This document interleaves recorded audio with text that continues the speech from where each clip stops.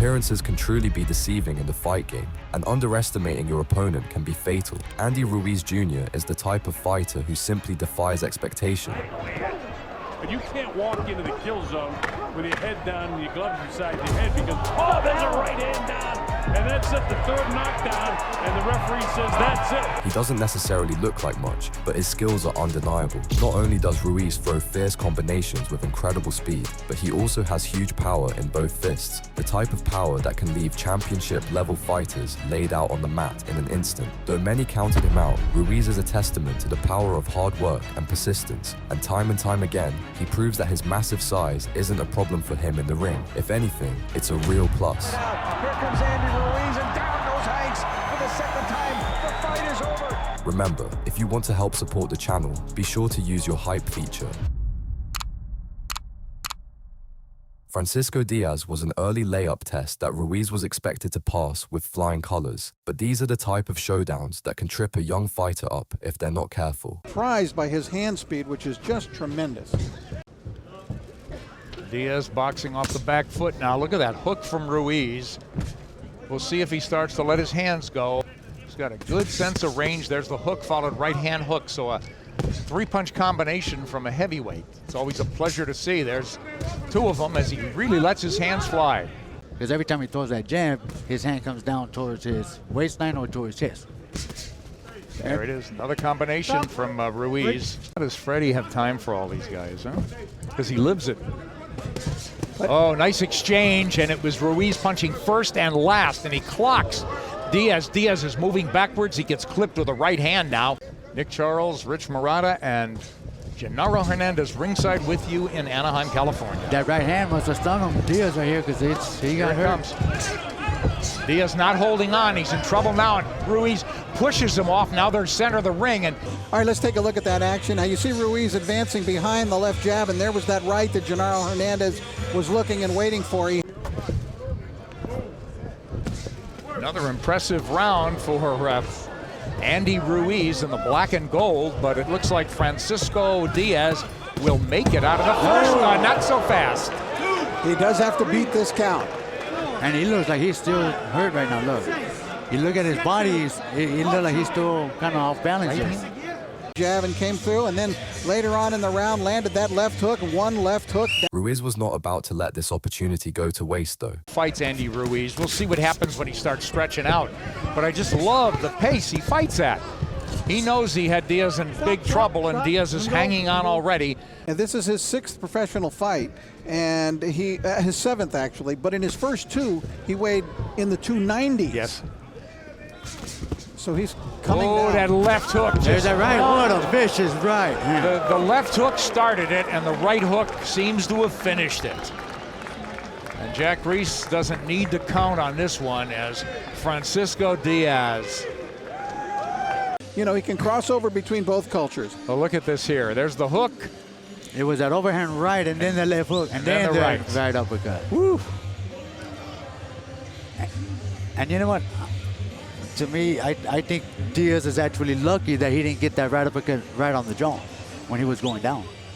Good point. A talented prospect like him can be relied on to deliver the goods, no matter how small the occasion is. In this fight, Diaz was simply outgunned from the start. In these early fights, the focus was more on the in-ring experience. Kelsey Arnold was not going to go down without a fight though, and that's exactly what Ruiz was willing to bring. With power like his, Ruiz was capable of finishing the fight at any point. Arnold, he is a kid who has extremely, and I mean extremely quick hands. I was just going to say, a person just by his looks. Andy Ruiz is one of these guys that if you see out in the streets, you'll say, oh wow, look at this. He's just tearing up on Kelsey right now. You heard him with a good uppercut. Yeah, it was a good right hand, and now Ruiz is already moving in. He looks like he wants to make it a short night to what would be his best weight, which will probably be in the 240s. Well, he's looking very good right now. He got an opponent right there that's actually giving him that opportunity to show his power. He's not utilizing that jab like he's trying to do right now. It just seems like good body shot right there. He claimed it was a low blow. He claimed it was a low blow. Referee goes, nope, let's go. None of that. It was almost a standing 8 count for him. It looks like Arnold's about done. He's just about taken enough of the power, it looks like, from Ruiz. And Andy moving in, looking for a first-round KO here tonight. Doing his training, and Arnold is in big trouble here in round one. And the referee is telling Kelsey start throwing punches because he's not doing anything. He's just receiving. And kind of set things up. And just a variety of punches, and Arnold is not going to be able to take this too much longer. Come to the end of round one.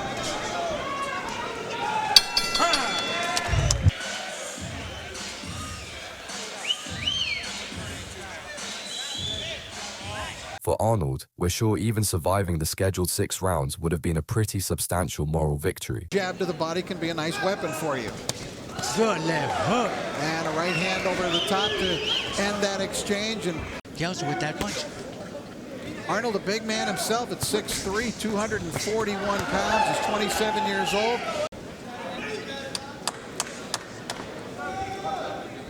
Final minute of round number 2. Arnold trying to keep him off with jabs. And again, Ruiz jabs to the body. And he does that a lot more than most fighters do. Yeah, he just landed a good left hook. Oh, good right hand. And as you notice, that jab to the body will at times. Amazing shot. And it's not a knockdown. It comes at the end of the round, and it causes a dispute and a little bit of controversy. Go.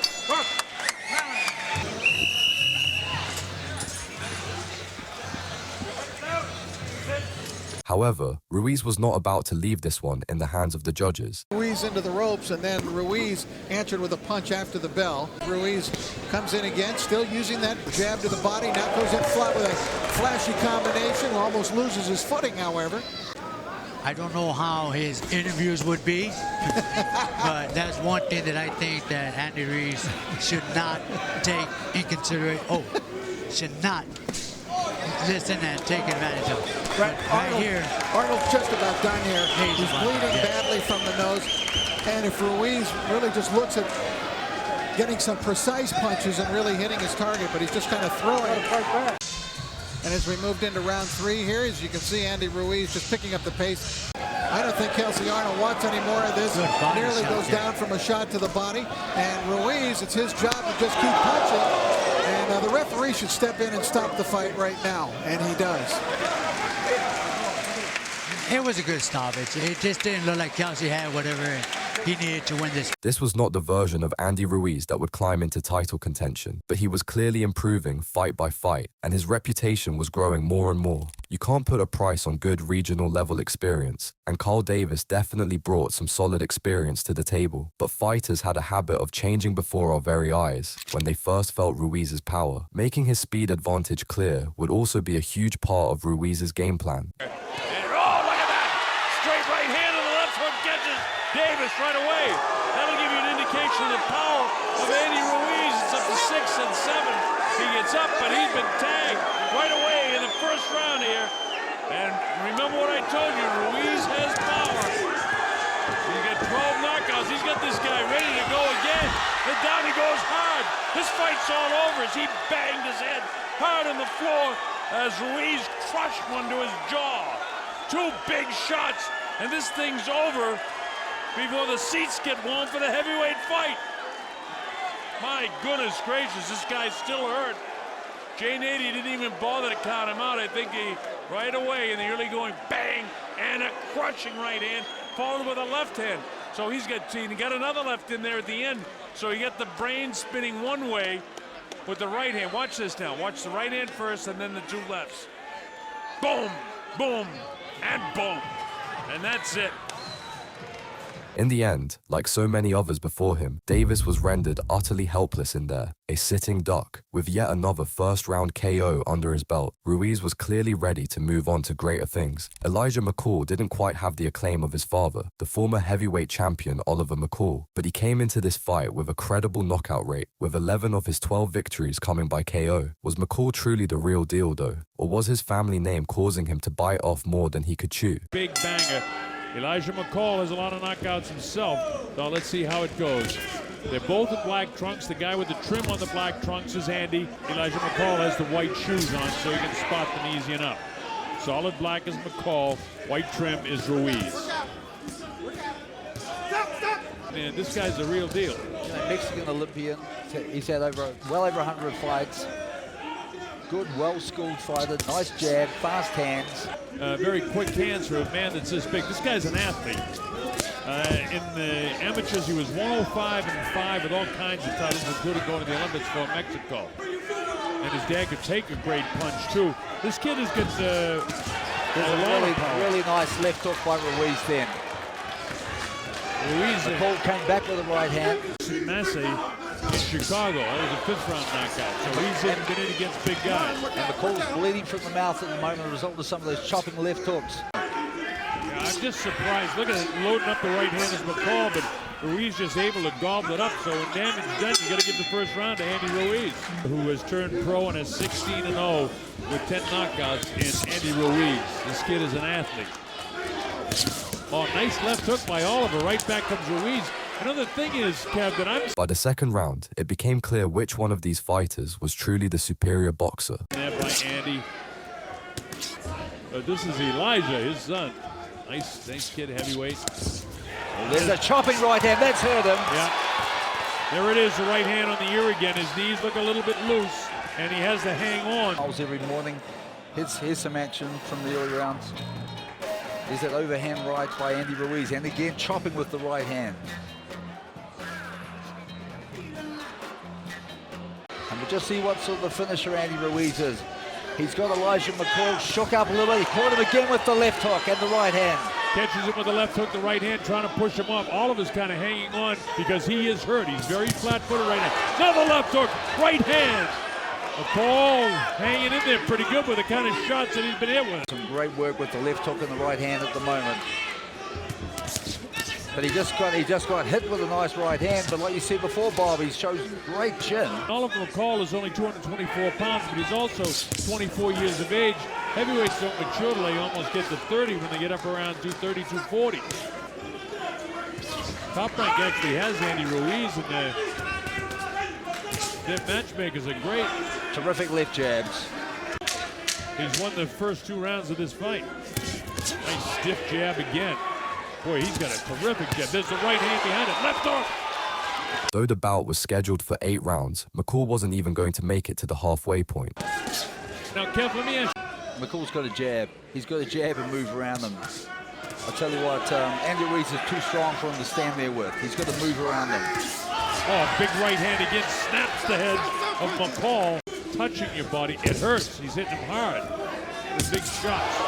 Left hand, right hand behind. Boy, I'm really pleasantly surprised at the hand speed of Andy Ruiz. I just didn't expect a guy, when you know, a guy like Butterbean, who was, his size was not the athlete that this guy is, and he just wailed away. But this guy's a boxer.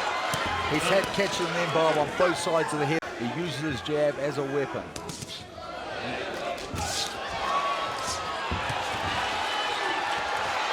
Talked about him being 300 pounds, and right now he's letting all 254 pounds go at it. There are little things that he was doing wrong, but when he had him hurt, that overhand right, the left hook, he was very accurate. He kept throwing punches, and McCall did not know where he was. His legs went with about 30 seconds to go, and I knew then it was only a...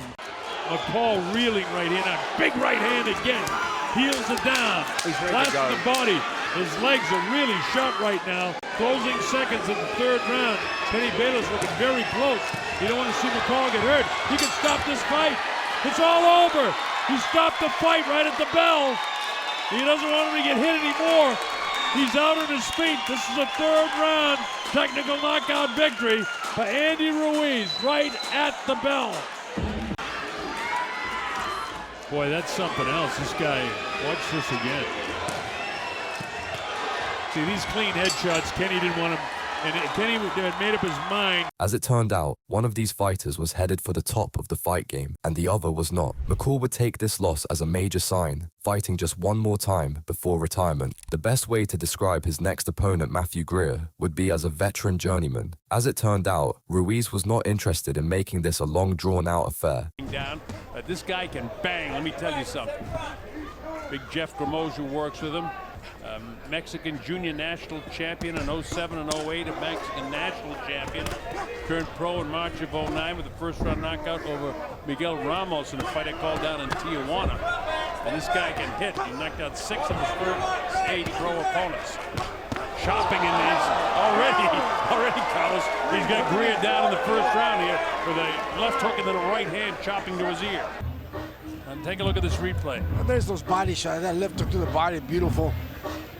Right hand, right on top of the head, and just right by the ear, and that. Don't be fooled by his body style. This is a guy that's trained down to this size, and he can bang. He's a very, very good athlete, a better athlete than perhaps what his body looks like. And he hits so hard, he may be able to contend someday in the heavyweight division if he keeps fighting the way he's going. Again, he's 17-0 with 11 knockouts. He's short as the big heavyweights go. He's only 6'2", but he can really bang, and Greer's finding that out right away. A big body shot, and Greer touched the knee, so he's going to have to take this standing 8 count. It's up to 5 now already, as Jack Ruiz will give him the 8 count, I should say. That body shot again.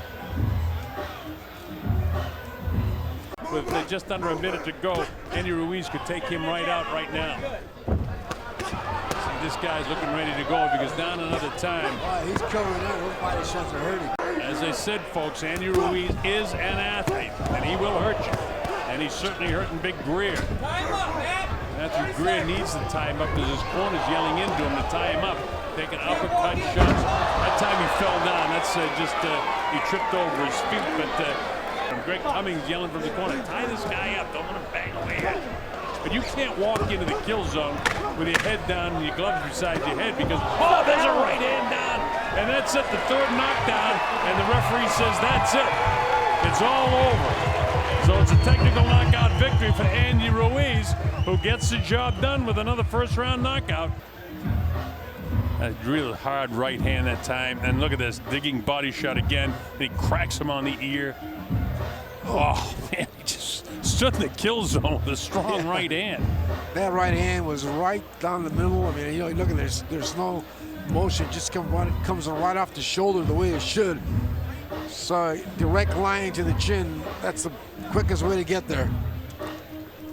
As the years were rolling by, Ruiz was clearly growing in confidence more and more, and the results were becoming increasingly comprehensive. Ken Frank came into this fight with a losing record, making this one a very clear stay-busy fight for Ruiz. In other words, the fans could pretty safely assume that this Mexican warrior was going to deliver the goods. If Frank could even survive a round or two, it would be an accomplishment in itself.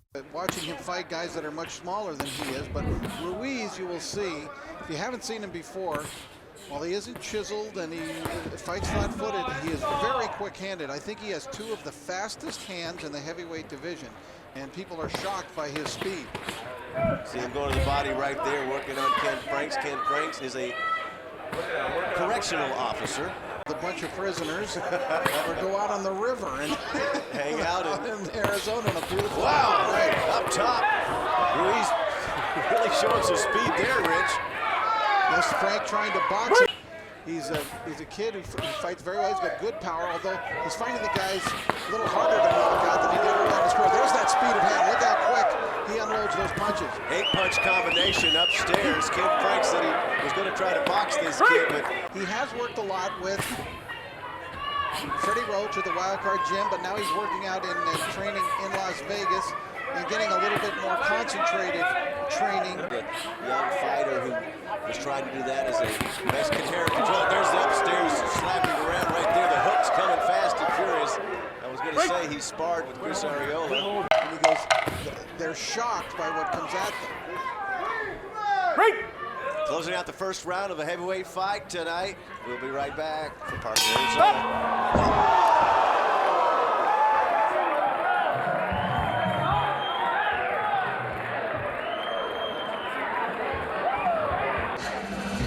Right as we were breaking for commercial, this came right as the bell, or actually... Ruiz was clearly building momentum as the second round came, and Frank was running out of options. Even think about that. But he says he's running 4 miles in the morning and doing his sprints at 4 miles. Man, that's like a truck going down the road. And Frank stuck his head in right there, and he's paying the price. Left hand, right hand, up against the ropes, digging to the body. Every fight. And he's really got, this is the speed of hand I told you about. This kid has got tremendously fast hands for a heavyweight at 252 or whatever. He's staggered. He took a lot of punishment there. He doesn't have a lot of an answer right here. No, Ruiz knows it. He's just trying to keep him off with his long left, but that's just not working. No. He's just getting pounded out. Soto looking in, the referee. I think Francisco's combination's just going to fall right over. The towel's been tossed by the corner, and they're going to wave it off. He can really fire a lot of punches. He fires with a lot of power. Now, this is the beginning of the end, basically, as Frank got caught in this corner up against the ropes. And I think at any time the fight could have been stopped here. And, of course, you know, it's up to Andy Ruiz to just keep punching until it is. And finally, the towel came in. Frank's spit out his mouthpiece. The referee stopped the fight, and that was it. Andy a little bit sloppy here at the end, but I think that's partially because of the way that Frank was presenting himself and hanging on him. And This was yet another example of an easy night's work for this powerhouse puncher, but the trickier tests would eventually come around. Joe Hanks represented a legitimate test for Ruiz, an unbeaten fighter with 21 wins and no losses. Early pressure was the name of the game here, and Ruiz applied it from the get-go. At the Venetian, that was a heavyweight fight many, many years ago. And Ruiz himself will tell you, he says, my opponents underestimate me because I'm not buff. I'm a little bit chubby. And he said he promised to entertain the fans. Nice right hand caught Hanks, and that made Hanks do a little dance into his corner. And he did flash that one big right hand. There's a second right hand. They say speed kills, and already Ruiz was proving how vital his own was. Right now against Andy Ruiz, who's looking terrific through this first round and a half. Andy with another overhand right, a hard combination, and Hanks in some trouble. Legs giving way a little bit, and it's possible if Ruiz can... no punches, let's go. Andy's kind of soft-spoken. He can be funny to be around. But Hanks isn't laughing right now. He just ate that left hand. Good job to the body by Ruiz. Different amateur championships, Golden Gloves and the like. Nice combination from Ruiz. Follow-up right by Ruiz. Good left hook to the body by Ruiz, and I think Andy's got 2 rounds. Hanks had clearly never been in there with someone this good before. That much was becoming obvious. Good left by Hanks, but then a good left to the head by Andy Ruiz, and Ruiz now answering back. Let's go. Eventually, Ruiz decided to step on the gas in round 4. Trunks. Hanks lunging at him with that left hook. Oh, tremendous left hook by Reed flattens Joe Hanks. Hanks shakes his head, and he's in trouble. At the count of 6, 7, 8, 9, 10. Did he make it? Oh, he got up. I mean, that was 9 3/4. I thought he was about to be counted out. Here comes Andy Ruiz, and down goes Hanks for the second time. The fight is over, and Andy Ruiz has the biggest win of his young career.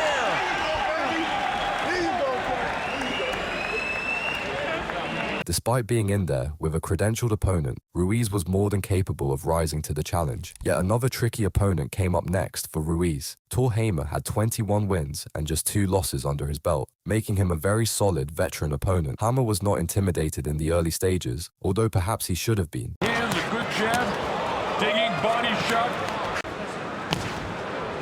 Looked disdainfully at him.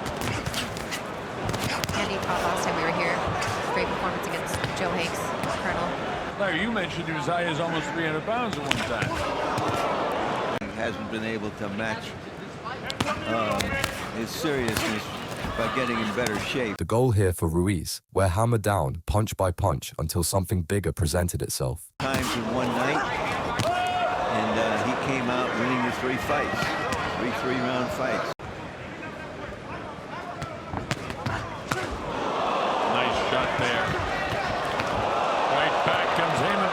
By round 3, the strategy was clearly working, and eventually the finish came around. But there's no mean-spiritedness in it. No. He's not mean-spirited at all. He's a really nice kid. To give him the round, so let's see what happens here.